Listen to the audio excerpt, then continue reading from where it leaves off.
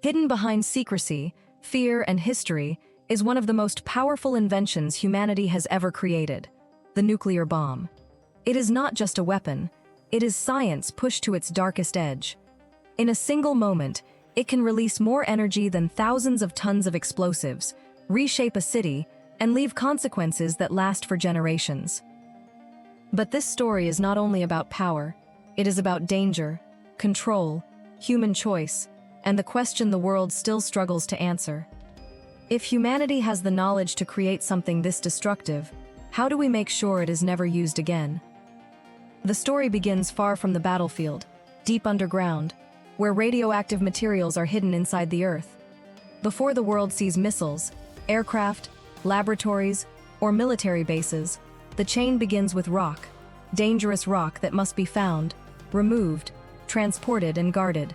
Mining radioactive material is risky work. The rock itself can expose workers to radiation, and the dust can linger in the air or seep into water supplies.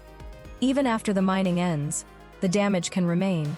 Waste sites may need to be watched for years, sometimes decades, because radioactive contamination does not simply vanish. Long before any explosion, the process can already leave a mark on people, land, water, and entire communities. That is why nuclear materials are among the most closely monitored substances on Earth. Inspectors, cameras, security systems, records, and international agreements exist to prevent misuse. The reason is simple: the same science that can power cities can also threaten them. In 1945, the world crossed a line it could never uncross. The Trinity test lit up the desert and proved that the atom could be turned into a weapon. For some, it was awe.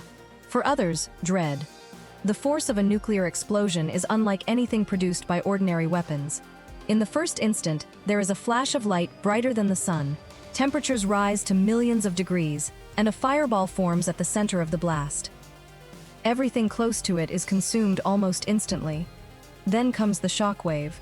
Air expands violently, smashing buildings, overturning vehicles, and tearing through streets with overwhelming pressure. Heat spreads outward and starts fires across a wide area. Radiation damages living tissue. Fallout can rise into the atmosphere and drift far beyond the explosion site. What makes the blast so terrifying is not just its size. It is the combination of heat, pressure, radiation, fire, and long-term contamination. A nuclear explosion is not one disaster. It is many disasters happening at once. And unlike many disasters, its impact does not end when the sound fades. The first moments may last only seconds, but the damage can shape lives, cities, and landscapes for decades. That is why the bomb changed the rules of war. It was not simply a bigger explosion, it was a new kind of destruction. The terrifying part is how quickly everything changes. One moment, a city is moving through ordinary life.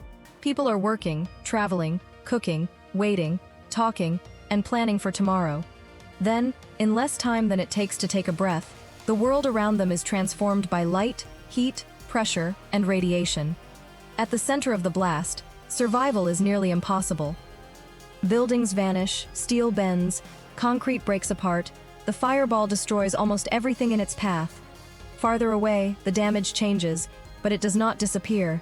Homes collapse, windows shatter, fires spread, roads become blocked, communications fail, hospitals are overwhelmed before help can even arrive. Then come the injuries that may not be fully visible at first. Radiation sickness, severe burns, infection, internal damage, cancer years later. For survivors, the event is not over in a day, a month, or even a lifetime. The trauma can move through families and generations.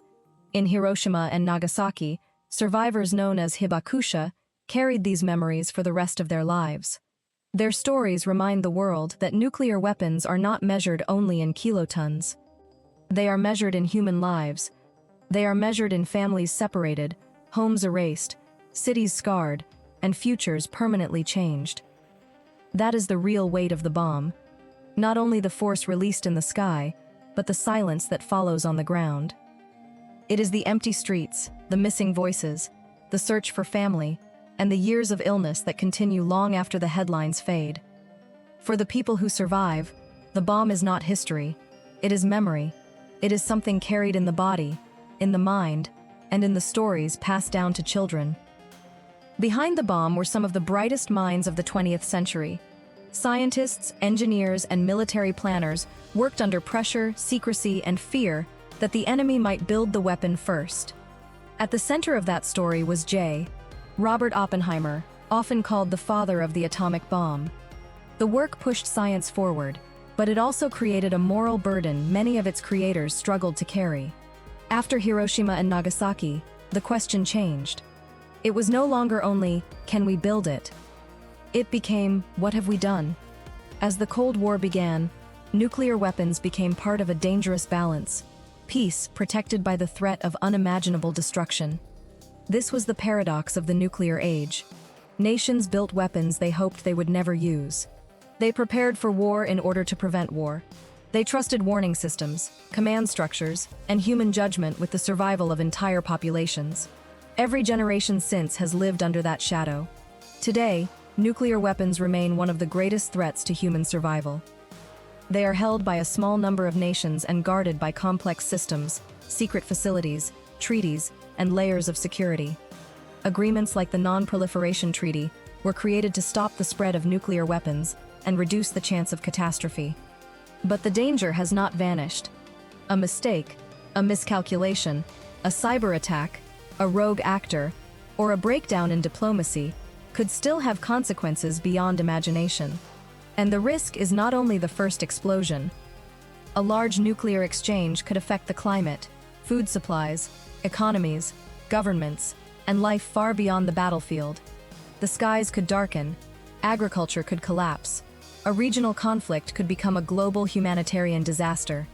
That is why this is not just a story about science. It is a story about responsibility. It is about whether power can be restrained once it exists.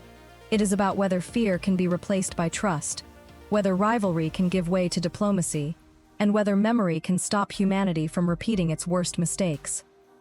Humanity learned how to unlock the power of the atom. The question now is whether we have the wisdom to control it, because the shadow of the bomb is still with us. It is in our politics, our treaties, our military plans, our history books, and the warnings of those who saw what nuclear war really means. And the question it leaves behind is simple. Now that we can build them, should we ever allow them to be used?